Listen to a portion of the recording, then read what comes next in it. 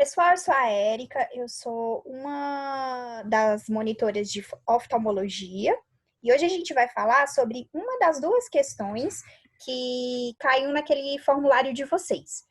E o tema de hoje vai ser glaucomas. Então vamos lá. Essa questão, ela foi tirada da SURSE de 2013, que conta a história de um homem de 58 anos que se apresenta na emergência hospitalar com dor ocular direita intensa, associada a náuseas e vômitos. Ele relata que o quadro se iniciou há um dia, com piora progressiva, e que no início percebia halos ao redor das luzes. Ao exame, apresentou olho avermelhado, congesto e pupila que permanece em estado de médio-midríase fixa. Nega outras doenças. Diante da apresentação clínica, qual o tratamento inicial mais apropriado para este paciente? Então, assim, para a gente poder responder essa questão, a gente tem que ter noção do diagnóstico da patologia desse paciente para a gente fazer o tratamento mais apropriado. E nesse caso, a gente está lidando com o glaucoma agudo, só para adiantar para vocês. Eu coloquei em negrito alguma das características do glaucoma agudo que vocês têm que sempre pensar nessa patologia, tanto quando forem responder questões na prova, seja da prova de oftalmo, de residência médica, ou até mesmo atendendo os pacientes, né? Primeiro, porque o glaucoma é considerado uma emergência clínica, né? Por isso que o paciente apresentou-se na emergência hospitalar. Outra coisa do glaucoma agudo é que a dor ocular ela é muito intensa, certo? E geralmente está associada com cefaleia, náuseas e vômitos, como foi o caso desse nosso homem de 58 anos, né? Outra coisa, é uma dor súbita, né? Por isso que é uma emergência. No caso, o quadro se iniciou há um dia com piora progressiva. E outra coisa que a gente também tem que ficar atento é com relação a esses halos ao redor das luzes, que indicam para a gente uma alteração visual. Outra coisa importante que a gente sempre tem que ter, avaliar, é que quando a gente está falando de glaucoma agudo, a gente está falando de síndrome do olho vermelho, né? Então, no exame, o olho realmente ele se apresenta avermelhado, geralmente congesto, e uma característica que tem que ficar bastante fixa na cabeça de vocês é essa pupila em estado de midríase fixa, também conhecido como midríase média. O que é essa pupila? É uma pupila que não tem uma midríase tão intensa, mas ao mesmo tempo não chega a ser uma pupila normal. Ela fica entre esses dois extremos, né? É uma pupila não fotorreagente à luz, como mostra essa imagem B aí, tá certo? Então, sempre que falar de glaucoma de ângulo fechado, glaucoma agudo, e colocar na questão pupila em médio midríase fixa, vocês têm que associar essas duas coisas, tá certo? Então, vamos lá. Antes da gente falar sobre o tratamento, é importante a gente falar um pouco do glaucoma. Como eu já coloquei para vocês, a principal hipótese diagnóstica vai ser glaucoma agudo, e o glaucoma, ele é conceituado como sendo uma neuropatia óptica progressiva, ou seja, se ele é uma neuropatia, então tem alguma coisa acontecendo com os axônios. E no caso, é o quê? É uma degeneração dos axônios das células ganglionares do disco óptico. É sempre bom ressaltar, gente, o seguinte, que glaucoma não é igual a aumento de pressão intraocular. Isso é hipertensão ocular. Que fique bem claro, glaucoma é na neuropatia óptica, tá? É bom a gente ter uma noção de como é que se produz um humor aquoso, porque na maioria das vezes o principal fator de risco, seja do glaucoma primário de ângulo fechado, quanto do glaucoma de ângulo aberto, vai ser o quê? O aumento da pressão intraocular. E aí o que acontece? O humor aquoso, ele é constituído de várias coisas. A gente tem bicarbonato, a gente tem água, a gente tem sais, né? E ele é produzido pelas células do corpo ciliar, que estão na câmara posterior, e esse humor aquoso, ele atravessa a pupila, passa pela pupila e chega até aonde? Chega até a câmara anterior. Na câmara anterior, existe um ângulo ali, que é o ângulo chamado irido corneano, onde a gente tem a malha trabecular. Esse humor aquoso, ele vai para essa malha trabecular, ele chega até o canal de Schillen, e do canal de Schillen, ele percorre as vias episclerais para ser drenado. Então, o humor aquoso, ele tem que ter esse equilíbrio, tanto de produção quanto de drenagem, né? Essa via que eu acabei de falar para vocês, 90% do humor aquoso é drenado pela via convencional, certo? Mas 10% deles é drenado pela via alternativa, que também é conhecida como via uveoscleral. Aí, nesse caso, o que acontece? O humor aquoso, no caso da via alternativa, ele não passa pela rede trabecular. Ele se difunde através dos canais que correm pela raiz da íris e pelo músculo ciliar até alcançar os vasos episclerais. Então, nesse caso, né, da via uveoescleral, você não vai ter malha trabecular, beleza?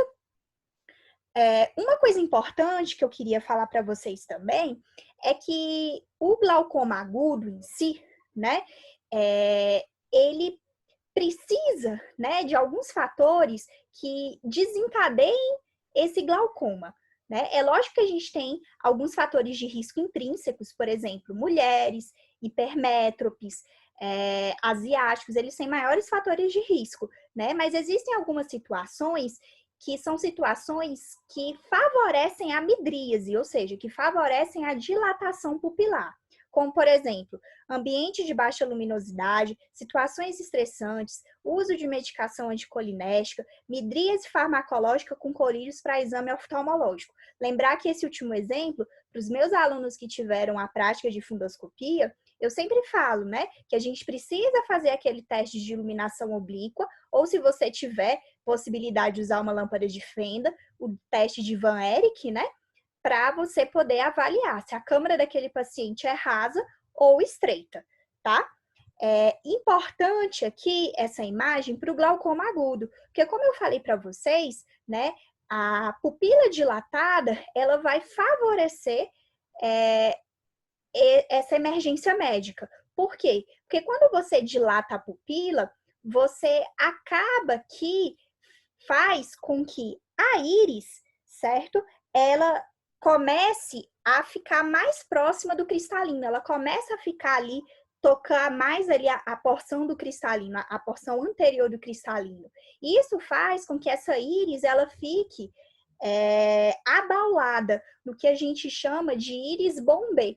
Essa íris abaulada, né, deformada, ela vai fechar ali o ângulo irido-corneano e, consequentemente, o humor aquoso, ele não vai conseguir ser drenado pelas vias episclerais, tá certo? Então, por isso que a dilatação pupilar favorece, né, esse aumento de pressão intraocular.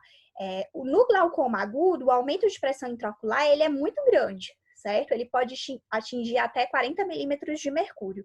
Lembrando que o basal, né, o que a gente quer de pio normal é de 12 a 20. Vamos lá. Com relação ao tratamento, é importante a gente saber que, primeiro, estabilizar o paciente é algo importante. Por quê? Porque esse paciente ele vai chegar nauseado, ele vai chegar vomitando, ele vai chegar com dor de cabeça. Então, providenciar analgésico, antiemético e um sedativo faz parte do tratamento. Outra coisa, se esse paciente está com a pupila dilatada, a gente tem que colocar um colírio miótico, né? Para fazer a miose dessa pupila, para ela ficar menos dilatada. E aí a gente usa um parasimpático mimético, que no caso é a pilocarpina. Outra coisa que a gente também pode pensar é fazer o quê? Usar hipotensores oculares. O que a gente usa geralmente é a acetazolamida, que é o inibidor da anidrase carbônica. A gente geralmente dá 2 comprimidos de ataque, certo? No início, e depois um comprimido de 6 em 6 horas. E, posteriormente, a gente pode usar um inibidor da produção do humor aquoso. Seja um beta-bloqueador, como, por exemplo, o timolol. Lembrar que asmáticos, cardiopatas, não é interessante usar o timolol, certo? Porque ele é beta-bloqueador. E a outra alternativa pode ser, por exemplo, um alfa-adrenérgico, como, por exemplo, a brimonidina, tá certo? Mas aí no exemplo eu coloquei timolol. E como esse paciente está com muita dor no olho, está com o olho congesto, a gente também pode usar um corticoide tópico, que no caso aí eu coloquei um exemplo, a prednisolona colírio. Então, para finalizar, é importante dizer que, assim, o tratamento farmacológico, ele é importante para baixar, naquele momento, a pressão intraocular. Mas o tratamento definitivo é a iridotomia, a IAG laser, né? O que é isso? O oftalmologista, ele cria um orifício de laser, certo? Nessa região aí da íris, que é a borda periférica do quadrante superior da íris. E ele cria esse orifício para que o humor aquoso ele possa passar da câmara posterior para anterior, desfazendo o bloqueio pupilar. Então, o tratamento definitivo é com laser, tá certo? Como nessa questão ele pergunta sobre o tratamento inicial, a resposta que é mais condizente com glaucoma agudo vai ser a letra E, certo? A gente vai usar aí, no caso, um colírio miótico, que é a pilocarpina, a gente vai usar os hipotensores oculares, que está representado pela acetazolamida e o timolol, e a prednisolona. Nas outras alternativas, a gente já tira a letra A, por exemplo, porque a tropicamida é um colírio midriático, ou seja, ele dilata ainda mais a pupila. Então, ele não seria interessante para usar. A letra B é a mesma coisa, a fenilefrina também é um colírio midriático, certo? Então, o B e C a gente descarta. E a letra D, injeção intravítrea de antibiótico, não tem nada a ver, tá certo? Por isso, a letra E é a mais condizente. A segunda questão conta de um homem de 64 anos que é hipertenso e diabético e se apresenta no consultório com queixa de baixa acuidade visual crônica, com comprometimento da visão periférica em ambos os olhos, sendo mais acentuado à direita. Ele nega náusea, cefaleia e olho vermelho. Ao exame, a acuidade visual em ambos os olhos foi 20/25, a biomicroscopia de segmento anterior foi normal, reflexo fotomotor direto e indireto sem anormalidades, pupilas isocóricas, campimetria de confrontação demonstrando redução significativa de campo visual periférico à direita, com preservação de visão central. A fundoscopia observa-se aumento de escavação do disco óptico à direita. Considerando a história clínica, qual a sua principal hipótese diagnóstica e indique alguns exames complementares que também poderiam ser usados no diagnóstico. Então, eu já coloquei para vocês aí em negrito o que é que vocês tinham que se atentar, para responder essa questão, certo? Já coloquei até a resposta aí, né? Glaucoma primário de ângulo aberto, mas por que eu estou dizendo isso? Porque nesses casos, né, de glaucoma de ângulo aberto, a baixa da visão ela é crônica e principalmente periférica, né? No glaucoma a gente tem uma perda maior ali da visão periférica, chegando até a ficar tunelizada nos casos mais avançados, certo? Essa perda de visão, ela geralmente é bilateral e assimétrica, por isso que eu coloquei, ó, sendo mais acentuada à direita. Disse que o homem tem 64 anos, é hipertenso e diabético, para vocês não esquecerem que hipertensão e diabetes também são fatores de risco para o glaucoma, tá? Com relação ao exame, não custa nada lembrar para vocês que a acuidade visual é medida através da tabela de Snellen, aonde a melhor acuidade visual em ambos os olhos seria 20/20, né? Mas esse paciente tem 20/25, tá uma acuidade assim, até que boa, né? Biomicroscopia de segmento anterior normal, eu estou querendo dizer que a pálpebra, a conjuntiva, a esclera, a íris, ou seja, a câmara anterior desse paciente está tudo ok, né? E o reflexo fotomotor direto e indireto sem anormalidades com pupilas isocóricas, eu quis falar para vocês que as pupilas estão normais, elas estão do tamanho normais, elas são redondas e fotorreagentes, tá certo? A campimetria de confrontação é aquele exame que vocês aprendem tanto na prática de oftalmologia quanto na de neurologia a fazer, né? Que é aquela mão que pode ser parada ou mexendo. E aí, quando vocês fazem essa campimetria de confrontação, você percebe que a redução significativa do campo visual periférico, né? Por quê? Porque o glaucoma, você tem perda de visão periférica. E uma coisa importantíssima que vocês não podem também se esquecer é que um marco do glaucoma na fundoscopia é o aumento de escavação do disco óptico, que eu vou mostrar para vocês lá para frente como é que se calcula. Lembrar que aumento de escavação é perda de fibras nervosas, né? Porque como o glaucoma é uma neuropatia óptica, então o que acontece? Os axônios das células ganglionares vão morrer. Então, por isso que você tem esse aumento de escavação, ou seja, aumento da perda de fibras nervosas. Então, a principal hipótese diagnóstica, a resposta correta seria glaucoma primário de ângulo aberto, mostrando para vocês que o principal fator de risco, lógico, vai ser o aumento da pressão intraocular, né? A pressão intraocular elevada, mas vocês não se esqueçam, por favor, não associar sempre glaucoma com pressão, aumento de pressão, tá certo? Porque a gente sabe que 10 a 20% dos casos de glaucoma são de pressão normal. E outra coisa também é que pressão intraocular, ela tem uma variação circadiana. Vocês têm que levar isso em consideração também, tá certo? E também, dependendo da espessura da córnea, essa pressão intraocular, ela pode estar hiper ou hipoestimada, ok? Outros fatores de risco são hipertensão e diabetes, como colocado nas setinhas, uso de corticoides, história familiar e também, né, com relação à questão genética mesmo, né, negros, asiáticos, míopes, tá ok? Esses são os principais fatores de risco. Com relação à clínica, eu já falei para vocês, perda de visão bilateral, assimétrica, crônica. Geralmente, o glaucoma, na maioria das vezes, ele é assintomático, tá? O paciente ele só começa a ter sintomas quando ele tem perda muito grande de fibras nervosas. Cerca de 50, 60, 70% de perda de fibras nervosas. Então, assim, é sempre bom fazer o fundo de olho naqueles pacientes que têm fatores de risco. Por quê? Porque ele pode estar assintomático e quando ele for ter a clínica, infelizmente, aquela visão que ele perdeu não pode ser mais retornada. Então, fiquem bem claro, maior parte das vezes o glaucoma é assintomático. Quando tem muita perda de fibra, começa a ter a clínica. Então, a clínica aí, a visão normal, né?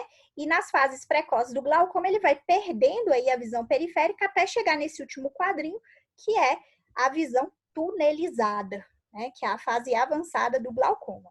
Com relação ao exame físico, você pode fazer a palpação através do toque bidigital, a campimetria de confrontação, que é aquilo que vocês fazem nas práticas, e a fundoscopia, que seria a avaliação da escavação do disco óptico e também outras particularidades do glaucoma.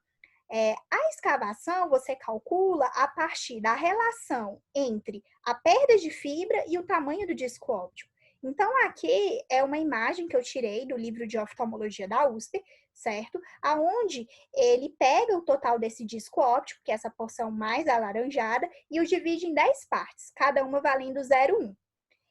Essa porção mais central, que está mais à direita, na segunda imagem, seria o tamanho da escavação, né? Você percebe aí mais ou menos, você vê aí aonde é que os vasos estão passando, certo? E aí calcula essa quantidade de espaço em relação ao tamanho do disco. E aí você faz essa relação. No caso, ele colocou que a relação entre a escavação e o disco óptico seria 0,4, tá certo? É importante vocês saberem, gente, que escavação até 0,5 provavelmente é normal. Entre 0,6 a 0,7 é limítrofe e maior que 0,7 provavelmente é anormal. Como a gente vai ser médico generalista, assim, a gente não tem tanto contato, não faz tanto fundo de olho, né? Mas eu queria que vocês só, pelo menos olhassem para essa imagem e entendessem que isso é uma coisa normal, né? Escavação de 0,4. Mas, se vocês olham para essa imagem à esquerda, aí isso já está normal, tá? Por quê? Porque a escavação aí, ela já está bem maior, ela equivale ao quê? Um 0,8, 0,9. Se vocês forem calcular, vocês percebem que o tamanho dessa parte branca em relação ao disco óptico, né, ela é muito maior. Então, se vocês verem um fundo de olho dessa forma, é interessante vocês encaminharem ao oftalmologista, tá certo? Outra coisa também que a gente percebe é que esse disco óptico, ele tá pálido, né? Então, é mais uma, né? Um dos fatores que você encaminharia para o oftalmologista. Aqui na imagem à direita, a gente tem esse NOT, né? Que corresponde ao sinal da chanfradura, né, que seria essa perda localizada de rima neural. E aqui a gente tem uma hemorragia próximo aqui do disco óptico, que também é uma alteração que se apresenta no glaucoma, tá ok? Sobre os exames complementares, a gente tem que fazer a medida da pressão intraocular, né? Então, o interessante é você fazer essa medida mais acurada, usando tanto o tonômetro de Goldman, para quem já teve a oportunidade de fazer a prática de oftalmologia, já viu a lâmpada de fenda e se observou com mais cuidado, viu, né? Essa porção da lâmpada de fenda e esse aqui que é o tonômetro de Goldman, tá certo? E à direita a gente tem o tonopen, que mede a pressão intraocular de forma digital e mais rápida, tá? Outro exame complementar que a gente pode usar é a gonioscopia, que avalia o ângulo irido-corneano. A gente tem algumas lentes que a gente pode usar, né? Nesse caso, a gente está usando a lente de Zeiss, tá certo? E a gonioscopia, ela é um dos exames padrão ouro para avaliar o ângulo irido-corneano, tá ok?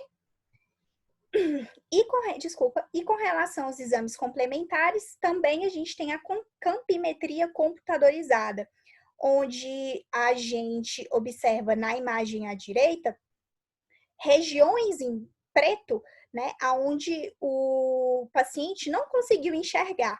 Então, se vocês forem percebendo, né, a cada vez que esse paciente vai ficando com glaucoma mais avançado, a região em preto vai ficando maior.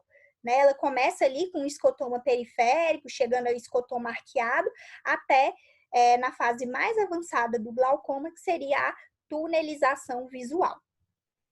O tratamento, ele se parece um pouco, né, com glaucoma agudo com relação ao controle da pressão intraocular. Então, a gente pode usar colírios que aumentam o escoamento do humor aquoso e aqueles que diminuem a produção. Os que aumentam o escoamento, a gente tem a pilocarpina, que é aquele colinérgico, e também as prostaglandinas. O melhor exemplo é a latanoprosta, tá? Lembrar que as prostaglandinas, elas atuam na via uveoescleral, ok? E aqueles que diminuem a produção do humor aquoso, a gente tem a brimonidina, que é um alfa-agonista, o timolol, que é beta-bloqueador, e a acetazolamida, que é o inibidor da anidrase carbônica. Quando você não consegue fazer o controle da pressão de forma terapêutica com colírio, ou o paciente não consegue, tem uma recusa para colocar colírio, né? Ou mesmo usando o colírio, você não consegue baixar a pressão, aí você tem que passar para o laser, através da trabeculoplastia laser, ou então você tem que abrir a malha trabecular, né? Fazendo a trabeculectomia, que aí, no caso, seria um procedimento mais invasivo, um procedimento cirúrgico. Para finalizar, nós temos outros tipos de glaucoma também, né? O facoglaucoma, que está associado à catarata, o glaucoma neovascular, que está relacionado com a retinopatia diabética proliferativa, e o glaucoma congênito, onde a tríade desse glaucoma congênito se constitui na epífora, que seria o lacrimejamento excessivo, a fotofobia e o blefaroespasmo. Né? Lembrar que no glaucoma congênito, o tratamento ele é essencialmente cirúrgico, tá certo? E a criança, no caso, ela já nasce com o defeito na formação do ângulo de filtração irido-corneano, ok? Gente, só para lembrar, tudo que eu falei para vocês está disponível no nosso site, tá certo? Que é www.leagueoftalmo.wordpress.com.